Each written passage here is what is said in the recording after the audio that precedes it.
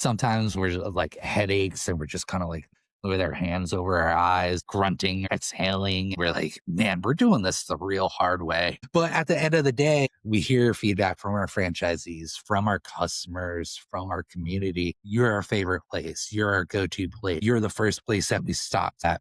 We feel so comfortable. You're a fun place with great food, great drinks, great staff.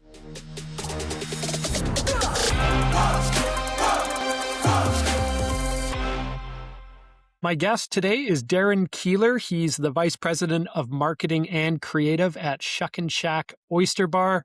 I'm glad to have you on the show. Good to see you. It's been great kind of getting to know you before now. Thanks for spending this time with me.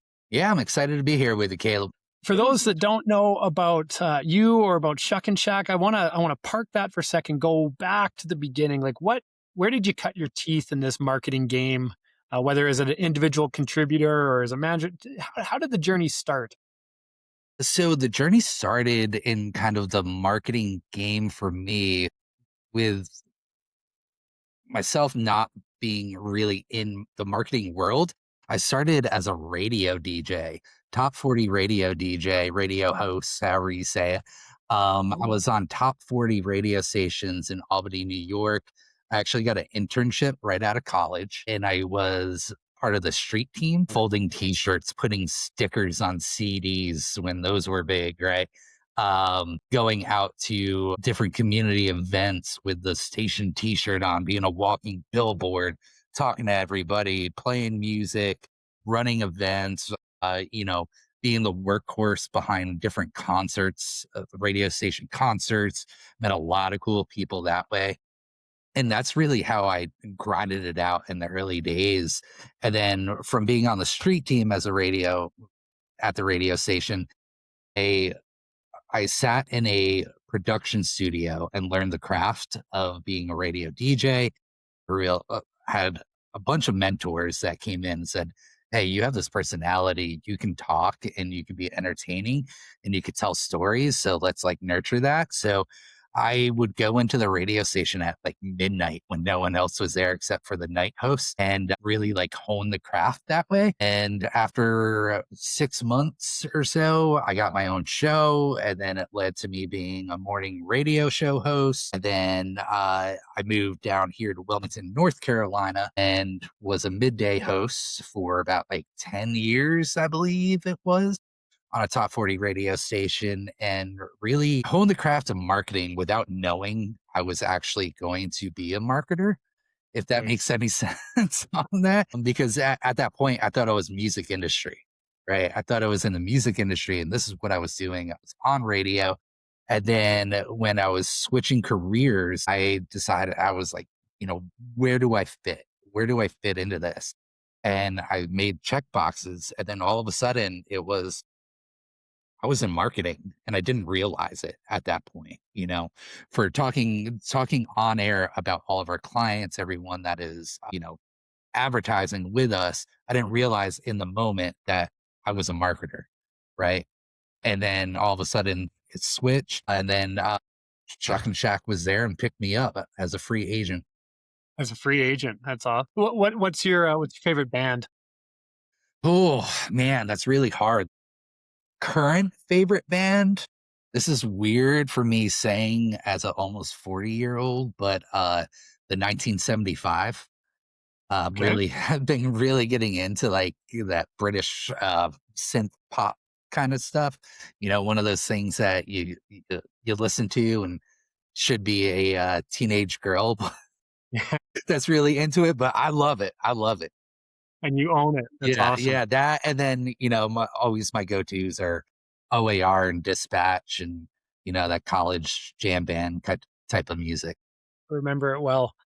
Just for fun, just to bring back old memories. Pretend an OAR song is just starting, and you're calling into or you're what do you call it? You say, "Hey, oh, Brad, OAR new hit." Yeah, let's see. You have to read. Let's Z1075. It's Keeler in the afternoons coming up right now. We got the brand new hit from OAR. This one is called Love and Memories. It's on Z. Man, that's awesome. That's gotta be like old, it's like riding a bike, right? Oh yeah. Oh yeah. So that's interesting. What was it about Shuckin Shack? And, I don't know exactly what the role was at that time, but what was it that called you and made you feel like, this is a spot for me. This is where I feel like I can have some impact. Why are you hanging your hat there? Or why did you make that choice? So I lived out in Carolina Beach, North Carolina. The original location for Shuck and Shack Oyster Bar was in Carolina Beach. So, to kind of mesh both worlds together, I was friends with the owner and co-founders, both of them, and I was around when they built the original location. I remember them building it. There was like a sheet going down the front door. They were in there, the co-founders were in there literally building it themselves. They had a party one night where it was a build your own Barstool night, and, like, all the locals just came in and helped build the Barstool so they can get open in time, right? And, so through the years, I had a relationship with the co-founders. We became really, really good friends. I was a longtime listener for Sun Caller when they hired me, right? I always went to Shuck and Shack to watch hockey, baseball, football, eat the wings, oysters, have cold beers. Always a meeting place with me and my friends and family. So at that point where I was changing careers, I saw that they had an opening for a social media manager. And at the radio station, I did a lot of the social media stuff. So I was like, all right, I don't know where I fit, but I know I love the Shack. I love the brand. I love the vibe. I love the whole character of what Shuck and Shack is because it's beachy, but it's authentic beach, right? It's that place where it's not overly stimulated palm trees and flamingos everywhere. It's the place when you go on vacation to a beach island and you ask a local where they like to hang out, they point you to the Shack, right? Got it. So during that point where I applied for the job for that social media manager, and within 3 minutes, 5 minutes, something like that, it was very short. I get a call from the co-founder, said, meet me at the Shack for a beer. Just saw you apply for this. I want to meet. So within 10 minutes, I go meet him because the Shack's only 10 minutes down the road from my house. We sat there, we talked about, my past career, where I want to go and everything. And it just ended up being a perfect fit. Right. And with an emerging brand and emerging franchise system, at that point, they wanted people that knew the brand, knew the character, knew the lifestyle, and can grow with an emerging brand that is about to blow up nationally. Yeah, that's awesome. So how? Because I'm sure a lot of marketers might find themselves in a similar situation in working with friends. But how were you able to maintain that relationship, but also pursue becoming an effective leader and marketer and maintain those lines, but also not risk? You know what I'm getting at? Yeah. Yeah. I mean, so, you know, uh, we're not friends in the sense of we're at each other's houses every day, right? There is that line between friendship and business, right? And if we couldn't keep those lines separated, I would have been gone a long time ago, right? There is that point of work time is work time, fun time is fun time.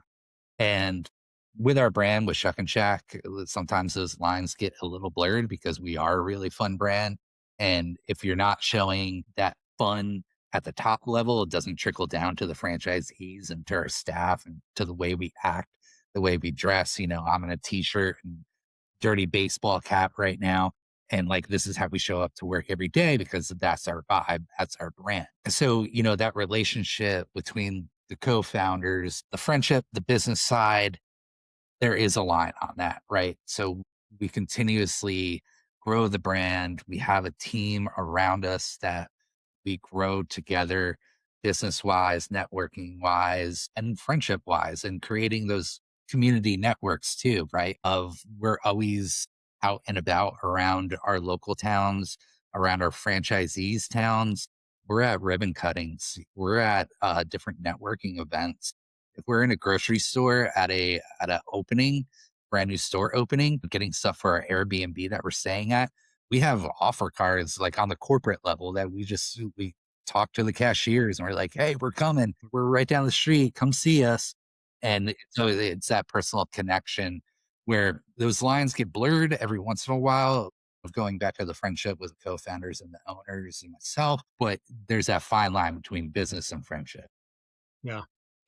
Um, I take it you're a guitar player, and as all guitar players know, there's different styles of guitar playing, right? Different styles of guitarists. Can you talk to me a little bit about your style of a marketing leader? Like, how do you play this game? How do you show up as it relates to your team, the way you nurture their growth and support their growth and get the most out of them in terms of how you show up to the actual function that you're responsible for and hitting the KPIs? Like, how are you playing this game? What's your style as you would describe it? The style is all about rhythm. Get it? Rhythm guitarist, because There you I go. I like cannot it. play lead one bit. So Okay. it's all about the rhythm and the cadence, right? So staying true to the brand and at the very core of everything. There are so many different new tools, new shiny objects coming out, especially with AI right now. Really focusing, always keeping in mind that the core of why your brand is so special is what you have to stay true to, right? I see a lot of times people, especially now, going to those new tools, those new projects, those new dashboards that are coming out. And it's great to use them. It's great to hone your craft, see what's new out there. But when it comes to like consumer facing service, especially us in the customer service industry, you know, having that rhythm, having that cadence, and staying true to the character of your brand and the vibe and the atmosphere of your brand, that goes a long ways on the consumer side of creating loyalty. Yeah, no, I love it. It's a feel, at some degree, it's a feel thing, right? Well, yeah. Well, I mean, going back to being a guitarist, I don't play as much as I used to at all. But I could pick up that guitar and just muscle memory, right? I know the shape of my hands when it plays a D, when it plays a G, right? And it's just muscle memory of 30 years of me playing guitar. And that's the same thing going to marketing, right? If that core of your brand and the character and the lifestyle of your brand is bound in your muscles, it's just natural in your brain that that's always how you're going to communicate. That's always how you're going to act. That's always the first thing top of your mind when you're marketing, and it's all about muscle memory. Got it. I love it. How do you personally know whether or not you're doing a good job in your role is leading this marketing function? What do you rely on, maybe outside of graphs and KPI reports, that lets you know, you know what, shit, I'm doing a good job right now? What do you rely on? Uh, all the accolades and trophies that come my way, I don't get any of those. But, you know, being a marketer, especially on the side of the franchisor level, you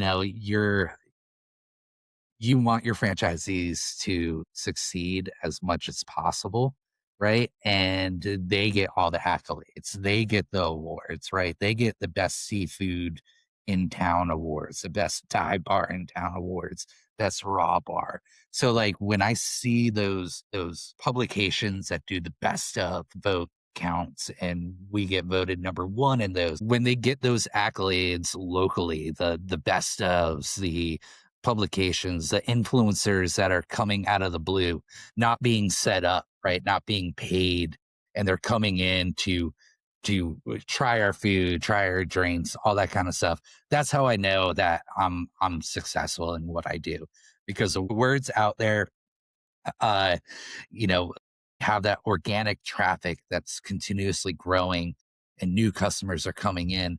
That's how I know what I do is working.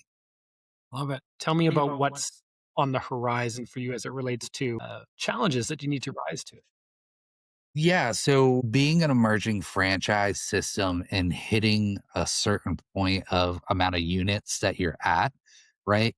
The challenges come into where we're a really small team right now. We know that we're not always going to be a very small team now. So the challenges that we face are things that we do right now need to be set up for the future, for that future of us not being at 20 units, but instead being at 50 units, at 100 units, right? And that's very challenging because the stores that we have now are very used to us being that local brand, that kind of grassroots. Hey, I could get this from here. I could get this from here. Uh, we can call you at any time or text you at any time, and you're right on it. And you get that marketing asset to us right away. It's great. And you're setting up those systems now at the point that we're at in those SOPs, right? Of saying this is how we need to do it now. We know you're not used to that. We know it's a pain to go through, submitting forms instead of just directly texting me on the corporate level to get something done. That's kind of a challenge right now. We're right in the middle of this right now. We have people, franchisees in our system that have been around for 10 years and they're not used to that, right? So now it's like, well, come on, guys, you guys are being way too corporate now. It's well, yes, but our system's growing and there's only 5 people at the support office right now, and we can't handle everything all at once. Yeah. So, I mean, at the same time as nurturing the dynamics of your marketing team, you're also needing to navigate how do you build relationships and trust and buy-in from the franchisee level. Do you feel is part of your mandate right now to facilitate that alignment with franchisees and what you're doing? Yeah, yeah. So the alignment comes with basically our communication, right? And being confident in what we're doing, confident in where the ship's headed. And that has to trickle down to our franchisees of saying, you know, we're doing this. Maybe it doesn't make sense now, but it will make sense in 6 months. It will make sense in a year, right? So aligning everyone's thought process and understanding of the whys instead of the right now. And, I need something done right now. I need it done. You can do it. And creating those processes for the alignment of, listen, it's great to do it right now. We need to do it right now, but there needs to be a process behind it of why we do it, which will help us out in 6 months. I love it. Is there a certain element of your marketing mix right now that you and your team sort of universally agreed that if you could wave a magic wand and radically improve it, what would that area be? And that your team would agree. If I could wave a magic wand and fix a problem that we all agree on is franchisees actually doing something. So you have those, like I'm being perfectly frank, and every franchise system, goes through this. You have power franchisees that do everything and anything, right? On the marketing level, operations level, they'll post on social media every single day. They're out in their community, they're sponsoring things, and they're actually active in those sponsorships, not just paying for a logo to be on a banner in a school gym. They're actually going to the school's basketball games, being active in that. So if I could wave a magic wand, it would to fix those problems of kind of breaking through the old ways, because at the end of the day for us, we're a restaurant, right? We're a full service bar restaurant, and our franchisees are operators. They're not marketers, or at least they don't think of themselves as marketers. But one of those things, those little subconscious things in the back of their brains that need to be switched on, is that every time you talk to someone at a table, you do a table touch, you're a marketer at that point. You're a marketer. You know the brand, you know what you're doing. You have awesome seafood coming out. You're serving up amazing drinks. Your service is top notch. All of this combined is marketing. You're a walking billboard in and outside of your restaurant. And having, I could have so many conversations with all of our franchisees, and because they're operationally focused, that little switch in their brain, it's not marketing focused on that, right? Whether they're doing it or not doing it, or they don't realize that they're doing it, and they just need that extra little push to be comfortable. in the marketing world, that's one of those magic wand things that I wish I could just wave and then they would do it, right? And I mean, I see it right now in the world of social media marketing. I have a couple of franchisees that were always scared to do reels and videos, right? And I got a couple of them now that are saying like, this is really fun because I'll give them ideas that aren't just food or drink focused. And these are our specials today. I was like, in today's world, people want to be entertained.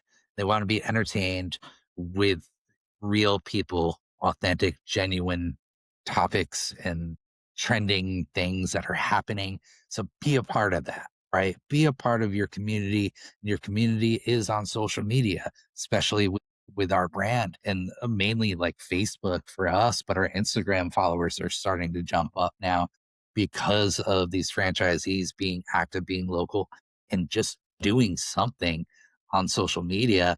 And with Reels, it's a brand new world because they are so used to just posting up stock photos that look really good that we provide for them. And right now, I'm in the process of switching everyone's minds of use your staff and use your phone in store and make content that way. And you'll get a lot more engagement and a lot more reach doing that instead of just the stock corporate uh, photos that are set up. And the algorithms know it now. And with AI being in everything now, all of that is kind of being oversaturated with the stock images, with the setup kind of people smiling at a bar, right? Make a video of your bar being packed on a Friday night with people having fun and be authentic, be genuine. And people will see that. And then your brand name and brand awareness will go out there and you'll get a huge amount of reach. Totally. And you get it, right? In this industry, the biggest mistake we can make as marketers and marketing teams is thinking that what you guys do in your franchisor four walls is going to have. I mean, there's impact. But the real magic happens in the mobilization, the operationalization of your marketing through the local uh, Yeah, stores. 100%. I mean, a lot of the really successful marketing campaigns that we have done come from the local franchisees, right? And it's us listening to them. And that's one of the biggest things on the marketing side is, not only listen to your customers and the public of what their feedbacks are, but also listen to your franchisees and, you know, maybe on the franchisor side, on the corporate side, we have this idea and it's great. And like, oh man, this is going to be so successful. This is going to be amazing. And then we bring it to our franchisees and they're like, nah, we just can't do that. And then we hear feedback from them and it's like, okay, we'll pull back a little bit on this idea, but like, let's work together, right? On formulating this idea on what's executable on your end, what you're comfortable with, and then we'll go from there. And usually it's just kind of pushing them off a little ledge, right? Because they're just not comfortable with it because it's something new. And when you push them off that ledge a little bit and they dip their toe in the water, they start having fun with it. And then you start seeing those sales increase, traffic increase, and the vibe within their four walls get better because they're having fun, because they're doing something new. It's breaking up the monotony of the day-to-day operations. Totally. Are your franchisees required to, like, contribute to an ad fund, or do they have to contribute X amount to a local store marketing effort? How does that work? So both. So they have to contribute to the brand fund, and that goes to us to do national ad campaigns, social media marketing, digital marketing. If they want to sponsor a local event, they they put in that request to us, and then we'll help them out with that sponsorship. So that's where that all goes to, and then they do have to spend money on local marketing, right? And whether that is publication, video ads, digital ads themselves, throwing uh, a really awesome party, right? And they have to buy decor, decorations for that. Like that all goes into that kind of marketing spend. Yeah. Going back to that one thing, but specifically towards the allocation of the brand fund, so stuff that you guys handle from a franchisor standpoint, where's the area giving you the most challenge right now or that you wish would just kind of be better? The challenge is the communication with the franchisees to us, right? Sometimes I feel like they're scared to ask us for help. I don't know why. We're real mean people up at corporate. We're completely not, right? And the trust and the admiration and the relationship that we have with all of our franchisees, we're really lucky that any of our franchisees can call us at any point and we'll answer the phone and we're right on top of it. And we have really fun conversations. Like, we'll talk about, the World Baseball Classic and like, baseball season coming up or the Masters coming up or any of that kind of thing. Right. And then all of a sudden we'll switch right back to business. Right. And we have that relationship with our franchisees where we trust them, they trust us. But when it comes to the marketing world, they're kind of timid on Is spending it money. possible? Is it possible that they just don't know what to ask and they don't want to look dumb? Yeah, yeah, and I think a lot of them do. I think a lot of them think that, and, in the world of marketing, everything changes every single minute. Every 10 minutes, there's a new update on Meta or on TikTok or on Google or, any of that. There's updates continuously, so I think they get overwhelmed. I don't think they're scared or that they think that the question that they're asked is going to be dumb. I just think that they're so overwhelmed because in the world of marketing, especially digital marketing, there's so much in your face. It's always in your face. And they just are overwhelmed by it because at the end of the day, they're running a restaurant and they got to serve fresh oysters and crab legs and hot wings and cold beers, right? They're not worried about that. So that's where myself and my team come in, say, hey, we'll support you on this, but you just have to let us know what direction you want to go, man. Right. And we could tell you all day from a office behind my computer right here in Wilmington, North Carolina, what to do, best practices, how to do this. But we're a brand that's localized. So you have to tell us, really what you want to focus on. And that kind of communication, it happens, but I wish it just could get better, right? More direction on the local franchisee level of this is really what I want to do. This is really where I want to go. And that would help tremendously. Yeah. As you guys scale and grow and, knowing that there at some level is going to be a capacity constraint on your team, what maybe causes you a little bit of not worry, not stress, but I guess consideration you plan for what do we do? It's really not on the top of my mind. It's always in the back of your mind of, when we get to a certain point, how are we going to handle all of this, right? At this point, with the current economics of the world, we're kind of just focused on short term right now. But at the same time, you always have to think about that. So, and that's where that communication, setting up certain systems right now, it comes into play, right? And, trying out different LMSs, trying out different ways of marketing. If you haven't thought about radio marketing in a certain market, like let's try that out, right? And right now, it's not really, it's not trying everything, casting a wide net, seeing what we catch, right?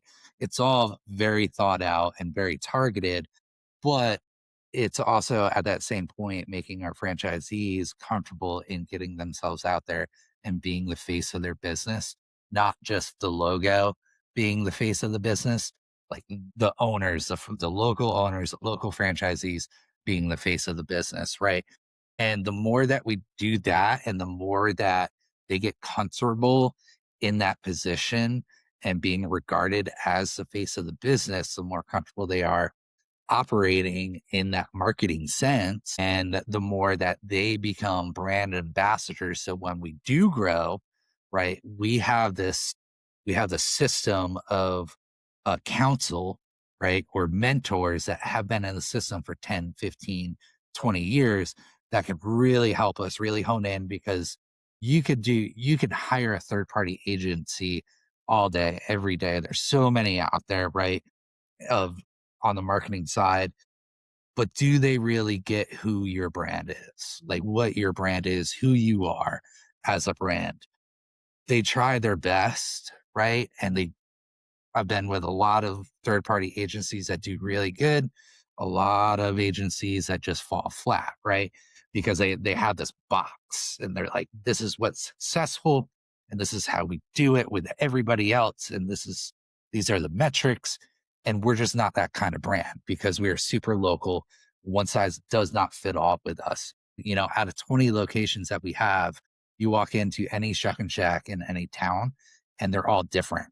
You walk Yeah. in, the logo is the same, the sign outside is the same, but you walk in, it's a whole different feel. Well, and that's going to be your very exciting challenge. I'm sure you see it as an exciting challenge, which is like, how do we establish scalability and systemization, but at the same time, don't lose 1 ounce of the local magic and the uniqueness of each of the, you know, It's definitely a challenge that way. And we always tell ourselves, or like staff, right? So all that combined, yes, we're doing it the hard way. Not all locations look the same, operate the same. You know, we have our brand standards. We have the brand SOPs that everyone should follow. But on the consumer side, people walk into a Shuckin Shack in Cumming, Georgia, and they find out that there's 19 other locations, and they're like, "I had no idea." And that's exactly what we want. That's what, and exactly. your job is to protect that, and your team's job is to protect that and not hit the easy button, which would be systemization, one size fits all Yeah. as we scale. And I think that that is going to require some real leadership, real commitment to not losing that ness, right? Yeah, it's all about the core of that personality, right? And if the people on the top, myself, the co-founders, our CEO, Jonathan, he is a great captain of the team. Jonathan is amazing and he's a great leader, but he leads by example and also by personality, right? Of this is who we are and we're fun loving, we'll joke around, but when the time to do business is here, we're doing business, right? Love it. So, you know, creating that kind of culture, character, vibe, atmosphere from the very top that trickles down to our franchisees, which then trickle down to our managers, which then trickle down to our bartenders, servers, hostess, and then trickles over across the bar to the customers. That's how you continue that path to success. Yeah. And trickles into their wallet, back out of Yes. their wallet. At the end of the day, yes. That's exactly what we're trying to do. As you reflect from when you first kind of took a leadership role there till now, is there anything that you've learned about yourself as a leader and as a person? The one thing I was surprised about was when I first got the leadership role, right? You know, I came from being a radio DJ and I was fun loving and listening to music every single day and having fun with listeners and running contests for front row tickets to the Ed Sheeran concert and like all that kind of stuff, right? And then I was in a studio by myself, right? Which is always kind of funny with when listeners realize that radio DJs, unless you're on a morning show or you have co-hosts in a big city, most of these radio DJs are in a studio by themselves talking to a cardboard cutout of Bruno Mars or somebody, right? So like that was my life, right? But I was also talking to 500,000 listeners a day and switching over to the marketing world and what I do now in that leadership role. I was really surprised at how my craft of talking to people and storytelling translates to the leadership, right? This is why we're doing something. And I tell the story of why and where it's going to lead us and the lessons that I've learned in the past, right? telling that story of the process of why we got here, I was really surprised that that helps my leadership skills, right? Totally. And that completely helps how I lead our franchisees into understanding why they should do this event in this way, right? Why you should always, if you're doing an Oyster Fest, you always pair it up with a pet rescue place, right? Why? Because people love pets, babies, and first responders, right? You can never go wrong with that, right? If you have puppies running around outside that are ready to get adopted, people are going to walk in your business. So, it's that storytelling and the way of communicating, which surprised me because I was always doing it in a room by myself as a radio DJ. When I translated it to being a part of a corporate team and having all these franchisees and managers and staff members across our system looking at me for guidance, all that stuff that I learned in communication skills while being a radio DJ led to my success of being in this leadership role. Interesting. So were you surprised because you thought it was going to take a different version of yourself to succeed in this? And then you said, why don't I just lean on superpower? Yeah, you always, I mean, coming into a leadership role like this, you've seen people in that role before and other jobs that you've had, right? And you say, all right, they're there because they act like this, because they operate like this. And instead of emulating that person or being a carbon copy of that person that you always kind of looked up to, you run into walls, right? You run into a brick wall trying to be someone else that is successful. And again, it's just like going back to when we talked about marketing your brand be at the core of who you are, right? And then you'll find out really quickly if people accept that. And some people fail at that. They fall right on their face because they're just not made for that. But then other people thrive in that. So that is in your core of that leadership, but finding your own way of leading that resonates with people. Follow Yeah, that. I love that, man. What a great way to end. It seems like a place that really fosters uniqueness of people and the way they like to do their work. And you're all just one group that can be friendly and ship, but also can switch. I love the fact that leading through locations. You're delivering your market execution through the local where a lot of brands say that it's hard for them to actually put words to action. They just do everything from head office. Yeah. I mean, at the end of the day, we serve people, not algorithms, right?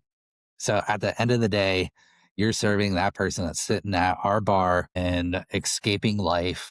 They had a rough go at it today and they just want to escape. And we're that vessel for them, right? We're that ship that's gonna say, hey, you're here, everything's okay. Enjoy it with us.